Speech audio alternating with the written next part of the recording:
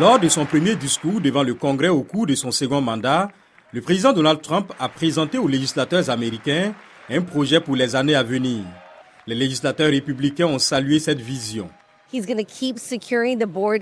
va continuer à sécuriser la frontière. Il va rendre l'Amérique à nouveau prospère et sûre et nous rendre le rêve américain que nous avons perdu sous l'administration Biden.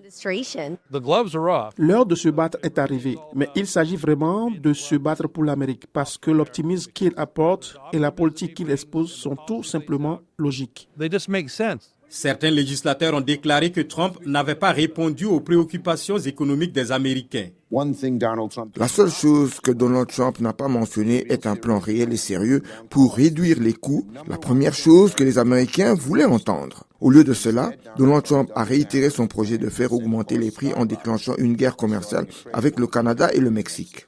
Un républicain de la Chambre des représentants a déclaré à la VOA que les droits de douane rétabliraient la puissance économique de l'Amérique. Vous apporterez l'ingéniosité américaine, vous ramènerez ces entreprises chez nous et vous ferez en sorte que les produits soient moins chers parce que tout sera ici aux États-Unis. Les républicains ont aussi déclaré à la VOA que leurs électeurs souhaitaient que le Congrès renouvelle les réductions d'impôts de 2017. Ils s'inquiètent de la disparition des réductions d'impôts accordées par Trump, ce qui affectera non seulement les propriétaires de petites entreprises, qui sont en grande partie hispaniques dans ma circonscription, mais aussi les familles américaines moyennes. Leurs impôts vont augmenter de plus de $1 200, ce qui représente 6 semaines de courses à l'épicerie pour une famille américaine moyenne. Hakeem Jeffries, chef de la minorité démocrate à la Chambre des représentants, a critiqué les réductions budgétaires et les baisses d'impôts. Les républicains n'essayent pas de rassembler le pays, ils nous divisent. Les républicains n'essayent pas de faire avancer l'Amérique, ils veulent revenir en arrière. Les législateurs américains suivent aussi de près l'évolution des relations entre les États-Unis et l'Ukraine.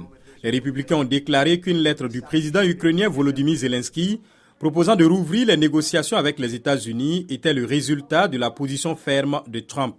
De toute évidence, la lettre, il avait repensé et avait dit « Vous savez quoi ? Peut-être que le président Trump est l'homme le plus important et le plus puissant du monde et que je ne le suis pas. Et peut-être que nous ne pouvons pas gagner une guerre sans les États-Unis. » Mais le démocrate Adam Gray a déclaré à la VOA qu'il était préoccupé par l'état des relations. Je pense que nous devons soutenir l'Ukraine, qui est un allié essentiel. Nous avons pris des engagements envers l'Ukraine que nous devons respecter et je crois qu'il faut honorer la parole de l'Amérique.